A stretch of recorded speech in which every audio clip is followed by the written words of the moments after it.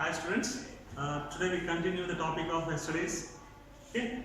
Now yesterday we have discussed about saturated solutions and unsaturated solutions and what is concentrated solution and what is solubility. Now we discuss about what are the factors affecting the rate of solubility. Okay. Now in order to understand the concept of rate of what are the factors affecting the rate of solubility, we have to conduct a small activity. To do this, collect 3 beakers where we have to fill the 3 beakers with 100 ml of water in each, and in first beaker add 1 spoon of salt powder. In this also in second beaker add 1 spoon of salt powder and stir it.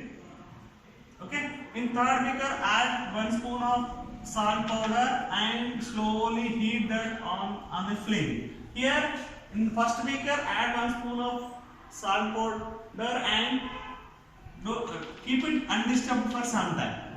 Now observe in which beaker the salt powder is able to dissolve faster. Okay. That is what is the activity. Now what we observe in the third beaker. In third beaker we are able to dissolve among these 3 beakers. In third beaker we are able to dissolve the salt powder faster compared to these 2 beakers. Whereas if we only compare these 2 beakers, for example first and second, we are able to dissolve salt powder in 100 ml water when in the second beaker, as we are stirring it, where the first beaker the salt powder is undisturbed. Okay, that means the rate of solubility. Rate of solubility is nothing but how much faster a solute can be dissolved in a solvent. That we call as rate of solubility or dissolving. This rate of solubility or rate of dissolving is dependent on 3 major factors. That is temperature and size of the solute particles and stirring. What does it mean? In this first activity what we did, if the temperature is more, the salt particles are able to dissolve in the water, in solute faster compared to these 2 beakers. And here that is the temperature is playing a role. For example, in this, if we compare these two, suppose if we compare these two beakers and see, here in the first beaker we are keeping the salt particles undisturbed, and in the second beaker we are dissolving the salt particles by stirring. That is, as fast as we stir the water or solvent, the solute particles, that is salt powder, is able to dissolve faster. That is, stirring also is going to affect the rate of solubility or rate of dissolving. Now the second one, the size of the solvent particle. For example, take one more beaker of same size and add 400 ml of water in it.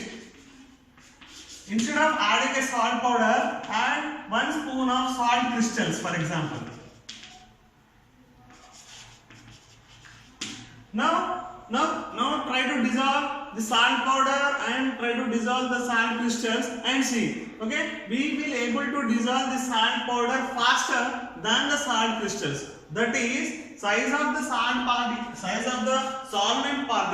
solute particles also playing an important role in the factors affecting the rate of dissolving. That is how much faster we are able to dissolve that. Okay, that is, if the temperature is more, rate of dissolving will be more. Or if we stir, the rate of stirring is more, the rate of dissolving will be more. If the salt crystal or if the solvent, the size of the solute particles is less, then the rate of dissolving will be more. Okay. From this activity we conclude that 3 major factors are playing the important role of rate of solubility. That is temperature, size of the solute particles and stirring. Now we discuss about what is concentrated solution and what is dilute solution. In a solution, if the amount of solute particles are more, then that type of solution we are calling as concentrated solution. Or in a solution, if the amount of solute particles are less, that type of solution is called as dilute. What does it mean? For example, take a glass, again take a glass and take 100 ml of water, and take one more glass with 100 ml water here, and add 5 spoons or 6 spoons of salt or sugar.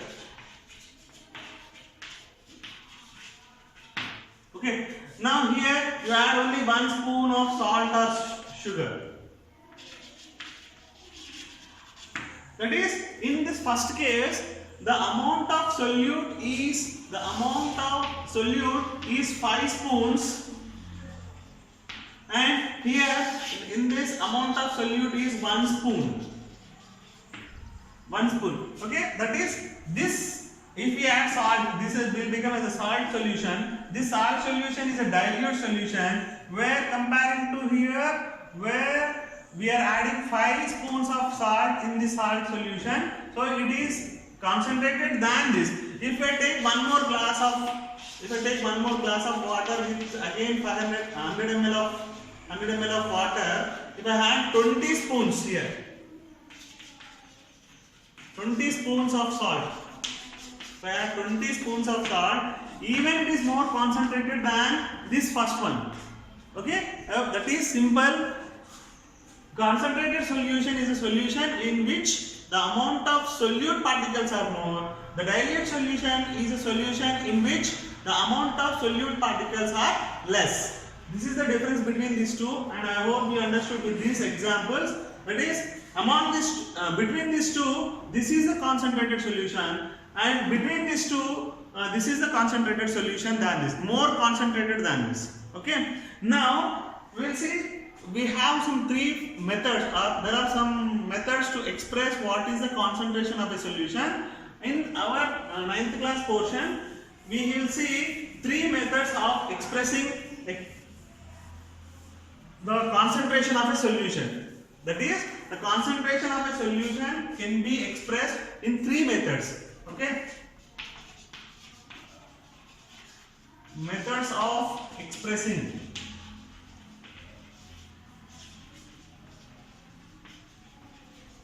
concentration of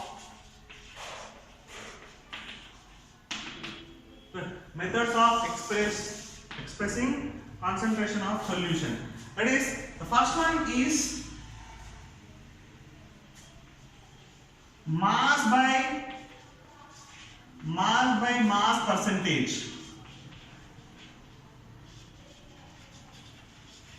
First one is mass by mass percentage. Second one is volume by volume percentage.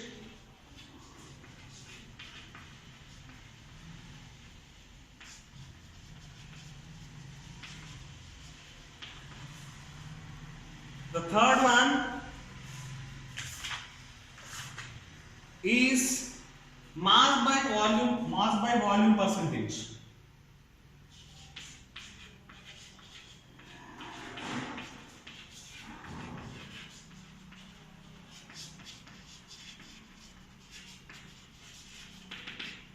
See, what does this mean? A method of expressing the concentration of a solution. You will understand when we talk some examples. If time permits, we will discuss every example for every mass by mass percentage and volume by volume percentage and mass by volume percentage expressions. Now, how to calculate the concentration of a solution by using the mass by mass percentage? We have a formula. To have, okay, mass percentage of a solute is equal to, we have a formula that mass percentage, I'll write the symbol, mass percentage of solute is equal to, see, as the name suggests, mass by mass percentage. We have simple notation. We can use simple trick to understand, to remember this. Mass by mass percentage. Our mass by mass percentage of a solute is equal to mass of solute mass of solute by mass of solution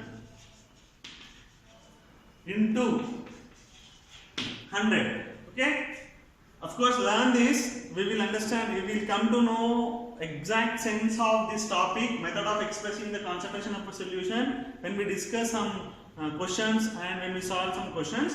Just remember, method of expressing the concentration, we can express the concentration of a solution by three ways, that is mass by mass percentage, volume by volume percentage, or mass by volume percentage.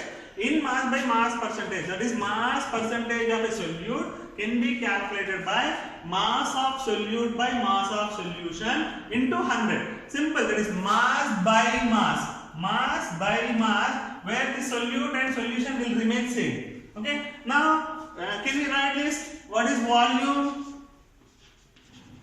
Volume percentage of solute. I hope you understood the logic. Simple, when I use mass by mass, I use mass of solute by mass of solution. In the same way, whenever I am using volume by volume percentage, in place of volume, in place of mass, we have to write volume. That's it. That is volume of solute by, what we can write here is volume of solution into 100. Now when we come to mass by volume percentage, that is mass percentage of solute, or we can write mass by volume percentage, that is mass by volume percentage is equal to mass by volume percentage of solute is equal to, see, mass by volume. So simple, mass by volume, that is mass of solute by mass of solute, mass by volume, mass of solute by, what we can write here, volume of solution into 100. These are the three methods. What we use in order to express the concentration of a solution. We will see one example problem in order to understand what is the main sense of this topic. Okay, we'll solve one example problem from page number 87. I will go with the page number 87 and example number 1 we'll solve. I'll write this question on there. Now we'll solve one problem to understand the concept. Question is this: a solution contains 50 grams of common salt. Keep in mind that a solution contains 50 grams of common salt in 200 grams of water. Okay, that is what is given. Okay, given that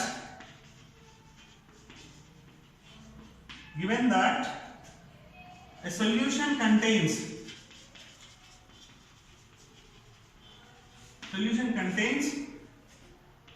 50 grams of salt. Okay, that implies this salt will become solute. That is solute. That implies solute is equal to 50 grams. Solute is equal to 50 grams. And additionally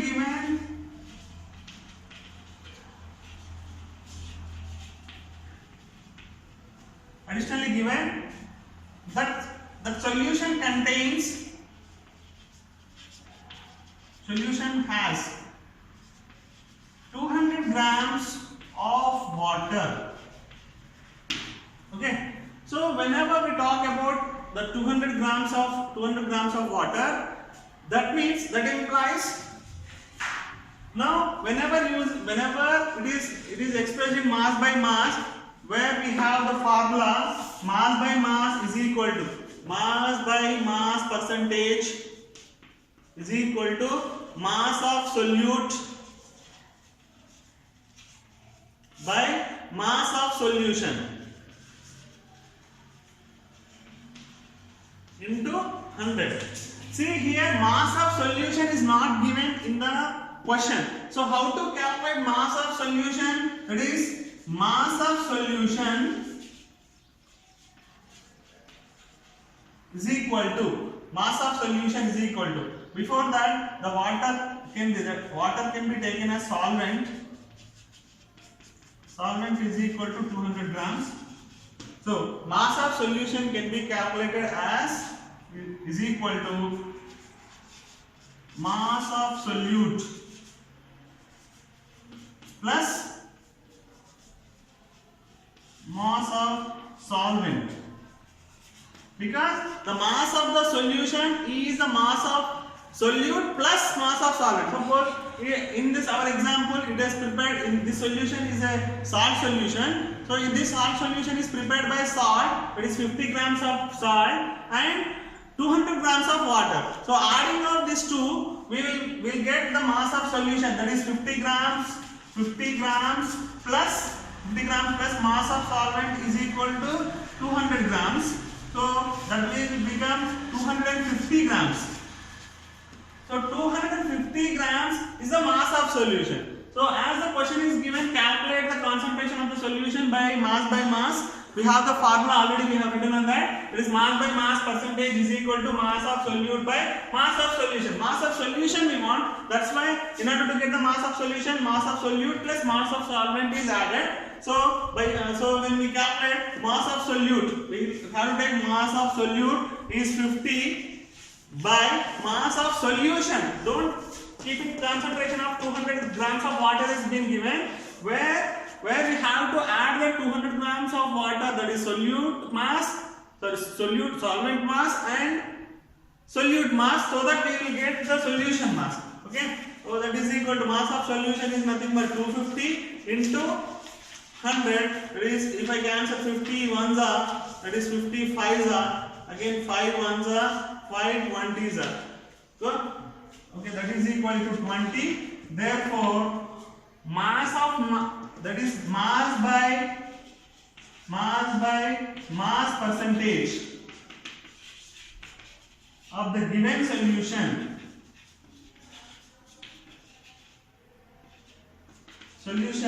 is 20%. Like that we can calculate mass by mass percentage of the solution.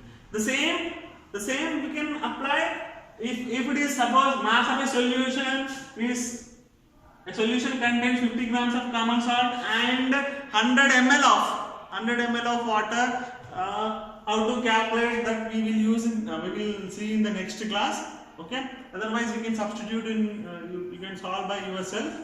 Okay, if not we will send in a WhatsApp. Okay, thank you. I hope you understood this session. We will concentrate on how to find the heterogeneous mixtures and what are the suspensions, types of heterogeneous mixtures and colloidals. We will see that in the next session. Thank you very much.